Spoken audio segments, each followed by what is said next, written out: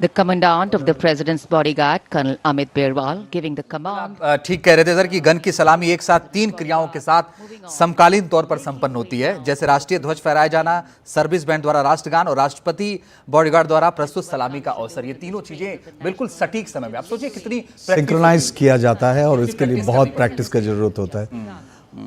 और अभी आप देखेंगे ये जो राष्ट्रपति का अंगरक्षक है वो चलेंगे और इसके साथ शुरू होता है रिपब्लिक डे का परेड।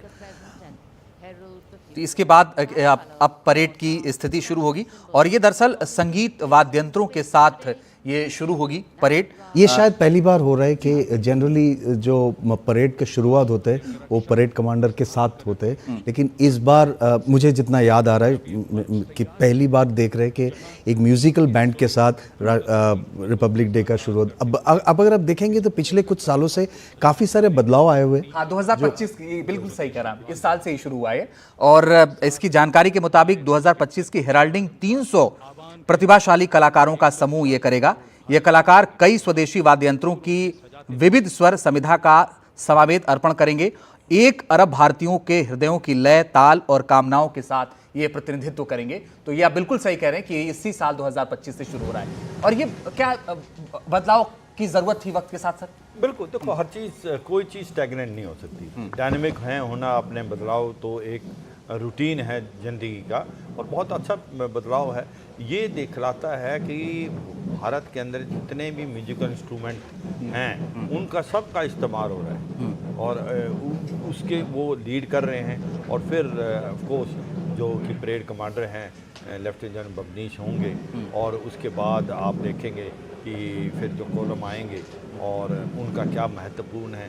जैसे जैसे आता जाएगा हम बताएंगे कि इस बार जो सबसे इम्पोर्टेंट चीज़ क्या है, 2 बातें हैं। इसी का जिक्र हम कर रहे थे सर। हाँ, संगीत वाद्य की परेड शुरू हो गई है। परेड शुरू, ओके। तो ये तो आप देखेंगे कि इंस्ट्रूमेंट हर टाइप के मिलेंगे इसके अंदर। हाँ सर, ये पूरे देश से अलग अलग और आप पता क्यों इम्पोर्टेंट है कि कुछ एक ऐसे इलाके नॉर्थ ईस्ट में हैं जो कि वैसे मेन लाइन में पता भी नहीं चलता। हर एक प्रांत के अपने इंस्ट्रूमेंट हैं, प्रांतों के बीच में भी हैं, तो उनका सबका डिस्प्ले करना एक बड़ी महत्वपूर्ण। और ये जो आयोजन है सर इस संगीत का, इस वाद्य यंत्र का, इस परेड का, ये संस्कृति मंत्रालय ने किया। Absolutely correct, that's very correct. और यही एक मतलब दिखलाता है कि भारत के अंदर म्यूजिक से कितना कल्चरली रिच है और ये बड़ी अच्छी पहल है, मुझे लगता है बहुत अच्छी बात है।